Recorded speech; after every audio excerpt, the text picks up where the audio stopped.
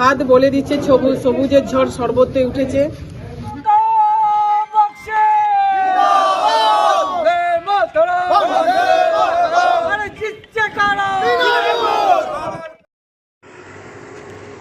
রাজ্যের 6টি উপনির্বাচন ছিল, 6টি উপনির্বাচনেই জয়লাভ করেছে তৃণমূল কংগ্রেস।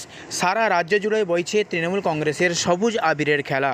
আরামবাগের সাংসদ মিতালি বাগ ও আরামবাগ সাংগঠনিক জেলা তৃণমূল কংগ্রেস চেয়ারম্যান স্বপন নন্দী ও অন্যান্য নেতৃত্ব কর্মীদের সাথে দেখা গেল সবুজ আবির নিয়ে মেতে উঠেছেন জয়ের আনন্দে। এদিকে আরামবাগের হরিণখোলা 1 নম্বর অঞ্চল প্রধান পার্থ হাজারি ও তার কর্মীদের নিয়ে সবুজ আবির নিয়ে জয়ের উল্লাসে ব্যস্ত। কতটা আত্মবিশ্বাসী এই জয় নিয়ে তৃণমূল কংগ্রেসের কি বলছেন আরামবাগের সাংসদ মিতালি বাগ ও আরামবাগের হরিণখোলা 1 নম্বর অঞ্চলের প্রধান পার্থ হাজারি আমরা শোনাবো, দেখুন বিস্তারিত।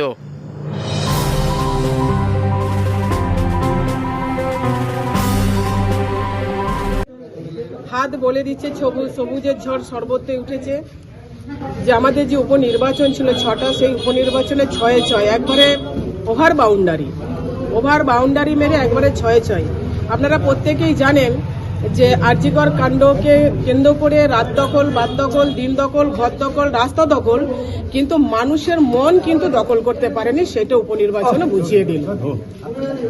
তার কারণ যারা কালিমা লিপ্ত করতে চেয়েছিল, বারংবার মমতা বন্দ্যোপাধ্যায়কে যারা আরজিকর বিষয় নিয়ে কালিমা লিপ্ত করতে চেয়েছিল, বুমেরাং হয়ে সেই কালিটা তাদের মুখে গায়ে পড়লে এটা আর উপনির্বাচন প্রমাণ করে দিল।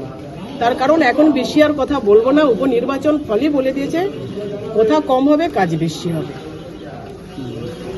আজকে আমাদের উপনির্বাচন ছিল, আমরা আজকে 6টাতেই আমরা জিতেছি।